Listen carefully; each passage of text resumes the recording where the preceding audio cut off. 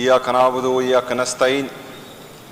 मसलहत खुदा दे चे द दहर पर डगर लाड शमजा खो बगावत जमा फितरत ते सब्र दले नशम मुंह खो मुदाम दद्दार पसर द हक खबरा करे दा मुंह खो मुदाम दद्दार पसर द हक खबरा करे दा दासरम द तन जुदा जुदा के देशी खो द हक न सब्र दले नशम। शुक्रिया जनाब स्पीकर।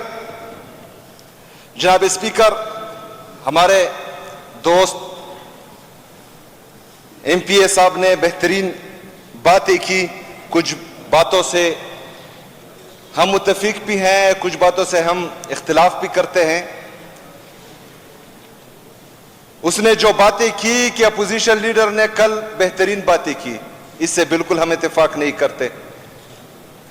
इसने जो कहा कि हम जिससे गिला कर रहे हैं उसका नाम नहीं ले रहे,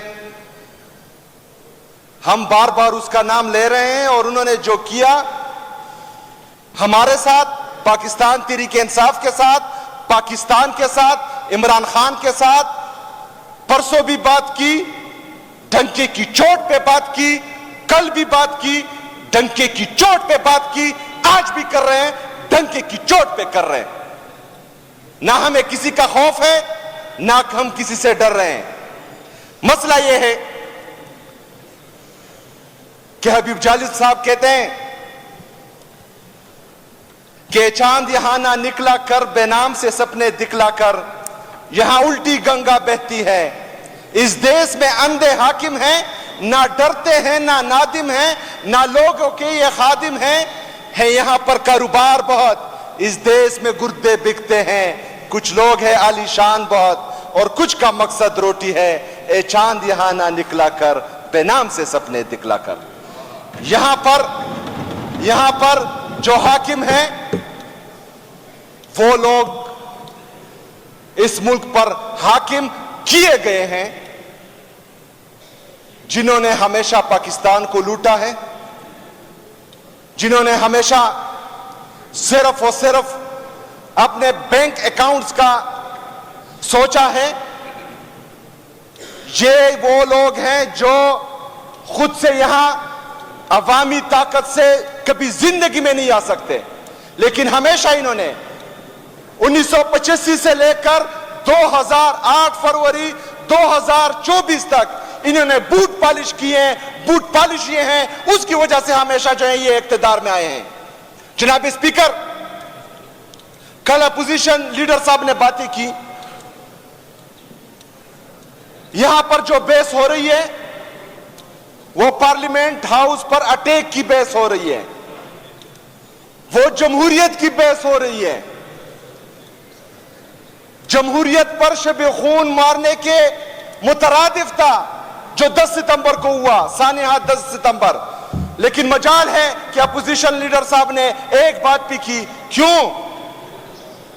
क्योंकि वो इन्हीं की वजह से यहां पर बैठा है, वो उन्हीं की वजह से जाली फॉर्म 47 के जरिए इस ऐवान का हिस्सा बना है। जनाब स्पीकर, रिजीम चेंज ऑपरेशन से पहले जब बैरूनी साजिश के जरिए अंदरूनी गद्दारों ने सबने मिलकर एक जुमात बनाई, उसमें हमारे मोहतरम भी थे, लेकिन अभी जो है वो माशाल्लाह कुछ अच्छे जा रहे हैं, उसका नाम नहीं लेंगे। उन्होंने एक इत्तेहाद बनाया ISI के नाम से, यानी इंटरनल सियासी इत्तेहाद।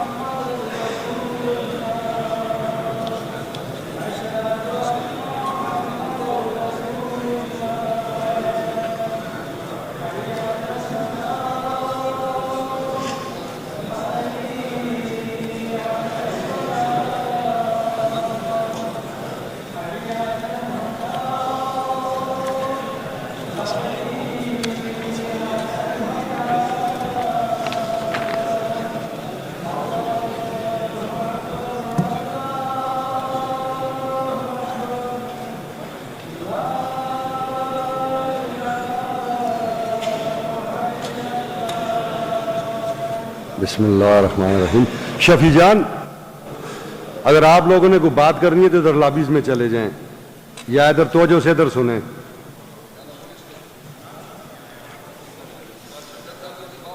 जनाब स्पीकर साहब, इंटरनल सियासी इत्तेहाद यानी आईएसआई में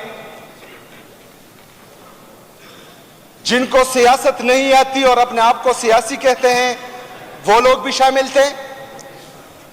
जिनका काम सियासत नहीं लेकिन वो सिर्फ सियासत ही कर रहे हैं वो लोग भी शामिल थे। इन सब का गठजोड़ मेल होता है। पाकिस्तान अच्छाई की तरफ जा रहा था, चाहे वो सोशल रिफॉर्म्स हो चाहे वो इकोनॉमिकल रिफॉर्म्स हो। इमरान खान की हुकूमत थी। इमरान खान को जब 2018 में हुकूमत मिल रही थी तो पाकिस्तान तकरीबन डिफॉल्ट कर चुका था। एफएटीएफ की तलवार हमारे सरों पर लटक रही थी। लेकिन जनाब स्पीकर, जब 8 अप्रैल 2022 को इमरान खान को बैरूनी साजिश के जरिए इन अंदरूनी गद्दारों ने उतारने की कोशिश कर रहे थे और उनको उतारा, तो आपको मैं स्टेट बैंक ऑफ पाकिस्तान के कुछ फिगर्स देता हूं। जनाब स्पीकर, इनकी जो तजुर्बाकार टीम थी, जो इसहाक डालर मफरूर था, बाहर बैठा हुआ था, ये उसको हीरो की तौर पर पेश कर रहे थे कि वो आएगा, इस मुल्क की इकोनॉमी संभालेगा। जनाब स्पीकर, 2022 में जब इमरान खान की हुकूमत थी तो हमारा जीडीपी ग्रोथ 6.18 था। जब ये तजुर्बाकार टीम आई, ये वो जीडीपी ग्रोथ 0.2% पर लेकर आए थे। जनाब speaker, inflation consumer price index पे हमारी हुकूमत में 12.7% और सेंसिटिव प्राइस इंडेक्स पर 14.2%। इनकी तजुर्बाकार टीम कंज्यूमर प्राइस इंडेक्स पे 29% और सेंसिटिव प्राइस इंडेक्स पर 45%। फॉरेन एक्सचेंज रिजर्व हम 16.3 बिलियन तक ले गए थे। इनकी हुकूमत आते ही 4.2 बिलियन डॉलर पे आ गई। इसी तरह पेट्रोल के प्राइसेस देखे, इस तरह बिजली के देखे, इस तरह इंडस्ट्री देखे, सब कुछ ग्रो कर रहा था। लेकिन कुछ लोगों ने, कुछ फैसला साजों ने यह फैसला किया कि कोई मिस एडवेंचर करते हैं। इनकी नजर में एडवेंचर था, वो मिस एडवेंचर हो गया। कुछ लोगों ने यह फैसला किया इमरान खान के बुग़्ज़ में, कुछ लोगों ने फैसला किया अपनी अना में कि इमरान खान नहीं होगा, इमरान खान को माइनस करेंगे। लेकिन अल्लाह का करना था, क्योंकि इज्जत और जिल्लत अल्लाह ताला देता है। जिंदगी और मौत अल्लाह ताला के हाथ में है। रिज़्क़ का वादा मेरे रब ने किया है। मेरा अल्लाह ताला चाहता था कि इमरान खान होगा। इन्होंने 9 अप्रैल 2022 को जब रिजीम चेंज ऑपरेशन किया, वो बंदा एक डायरी लेकर पार्लियामेंट हाउस से निकल रहा था, पूरा पाकिस्तान रोडों पर उस बंदे का इस्तकबाल कर रहा था और इनके सारे सपने चकनाचूर हो गए थे। जनाब स्पीकर, जब इनको पता चला कि ये बंदा फिर भी नहीं मान रहा, लोग नहीं मान रहे, क्योंकि लोग कह रहे थे, पाकिस्तानी कह रहे थे कि इमरान खान होगा, तो इन्होंने यह फैसला किया कि इसको मार देते हैं।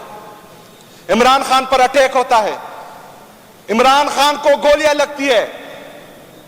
लेकिन हमारे फाजिल दोस्त जिस आईन की बात करते थे, इमरान खान ने 3 नाम लिए थे वहां पर। उस वक्त का इंटीरियर मिनिस्टर, उस वक्त का वजीर आजम और डीजी आईएसआई था कि कौन था, उनके नाम लिए कि इन्होंने साजिश की, इन्होंने प्लान बनाया था मुझे मारने का।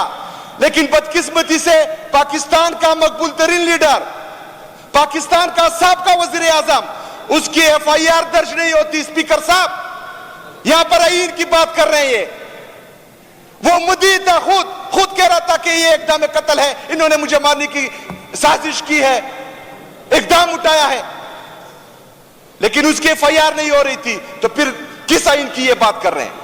जनाब स्पीकर, वो निकला फिर रोडों पर अपने जख्मी पैर से, उसने अदालतों का दरवाजा खटखटाया, असेंबलियों से इस्तीफा दिए, खैबर पख्तूनख्वा असेंबली और पंजाब असेंबली और कौमी असेंबली।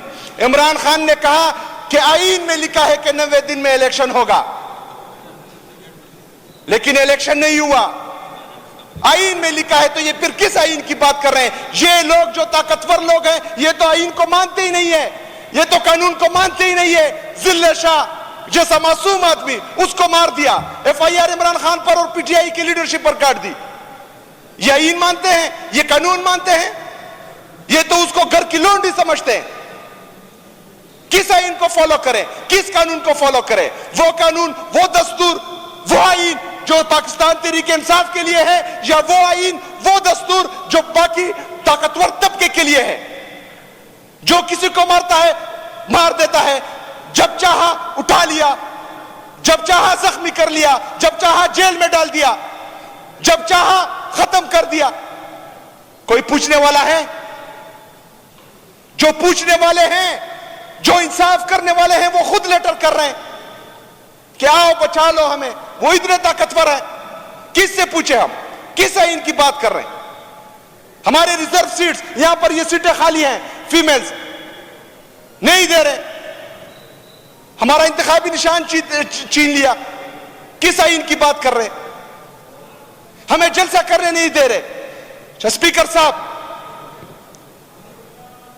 जिस जलसे की मैं बात कर रहा हूं, 22 सितंबर लाहौर में जलसा होने जा रहा है।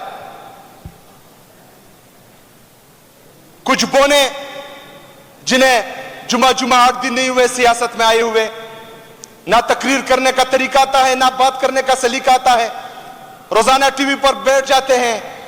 एक तो वो बड़े मुंह वाला जो इस सिस्टम का नाजायज सेनेटर है, पता ही नहीं लग रहा कि इसका असल नस्ल क्या है, वो हमेशा भौंकता रहता है। दूसरा इन्होंने जो है वो बंदर पाला हुआ है, वो बोलता रहता है। वो स्पीकर साहब बोलते हैं कि पठान लश्कर कशी कर रहे हैं। वो रोजाना टीवी पर बैठकर ये बात कर रहे हैं कि पठान लश्कर कशी कर रहे हैं।